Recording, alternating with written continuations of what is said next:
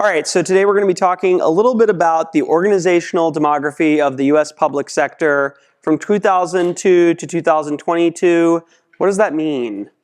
So basically, it tries to answer the question, how long does the typical job last in the public sector or the private sector? Why do we care about this? One thing is that many firms, corporations, organizations in general have these pension plans that are very linked to how long workers have spent with your firm. And to calculate the burden of these pension plans, you need to know how many workers am I going to have that have 10 years or more of experience, 20 years more of experience, and so on. Also, how many workers are we going to hire in 1 year, 5 years, 10 years?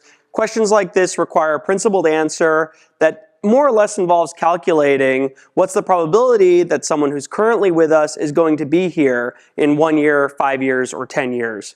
Finally, people I think are interested in trying to benchmark different organizations. Right now, the current administration believes that federal workers have exorbitant privilege compared to workers in the private sector. Is there anything to this? Well, we can actually give an answer, based on data that's out there. Okay, so that's what I'm trying to do here. Also, we have a sense about good managers and bad managers. A good manager is someone that can inspire workers to stay with an organization for a long period of time, at least in most published literature in economics and sociology.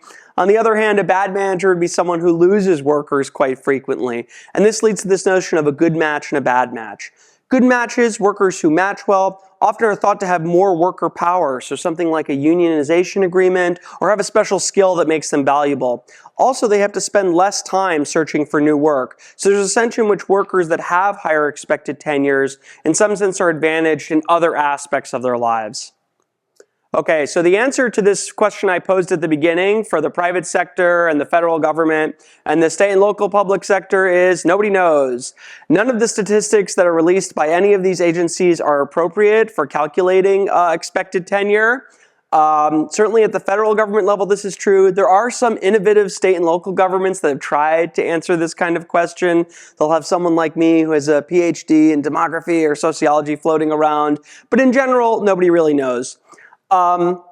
The government does release statistics on what's the fraction of people that have 1 year or more of experience or 5 years or more of experience.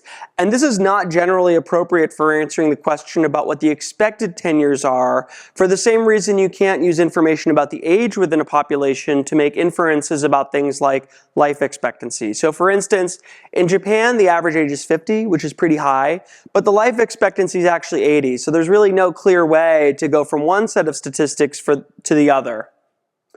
Okay, so I published some papers that actually do answer this kind of question using these repeated tenure statistics to make inferences about the expected tenure at the organizational level for the US private sector, for different race, education, and sex groups. And what I do in this project is try to apply these tools to the study of the public sector at the federal level and the state and local sector. And to do that, I'm going to focus on 3 summary statistics. So one summary measures E0. It's basically very much akin to life expectancy. What's the expected tenure of a new job? We can also condition after being with 1 year with an employer. That's our E1 statistics. Okay, so for E1, if you've been with an employer for 5 years, how many more years are you going to be with them? That would be something like E5. And the same thing applies for E1. There's another statistic that's a little bit less common that I'm going to present, which is the conditional probability of a lifetime job. So that says you've been with an employer for 5 years. What's the probability that you're going to spend 15 or more years with that same employer? And this is really important for learning about things like pension burden, and also just a sense of the fact that these are people who don't have to change jobs that much because they're spending 20-year stints at the same place. So we have some expectations about what we're going to find even before we look at the data. One thing we can say is that in the public sector, there's civil service merit hiring protections in general, although those are being reduced now. There's lower hiring manager discretion in general, although I think that there's changes to that process right now. And also there's much higher unionization rates in general than in the private sector. So all of this leads to the expectation that there's going to be more longer tenure jobs, longer tenure expectancy in the public sector than in the private sector. When we look at individual features, workers in the federal government tend to have more education. That's also true in the state and local public sector. They have more generous pension plans. And also there's some aspect of employee self-selection and a preference for job stability. On the other hand, when we look at the federal public sector versus the state and local public sector, it's not so clear. In general, there's stronger merit protections in the public sector. Public sector workers are more educated on average, and they have a little bit more average generous pension plan. The state and local public sector, there are some states and localities that are a little bit better than the federal government pension. On the other hand, the state and local public sector has greater unionization, which leads to them having longer expected tenures, and there's a little bit more discretion for hiring, and it's not clear if there's any data out there on self-selection and preferences. So this is a question about which there's really no research done because there's no theoretical framework to guide expectations one way or the other. Okay, so let's talk about what we find.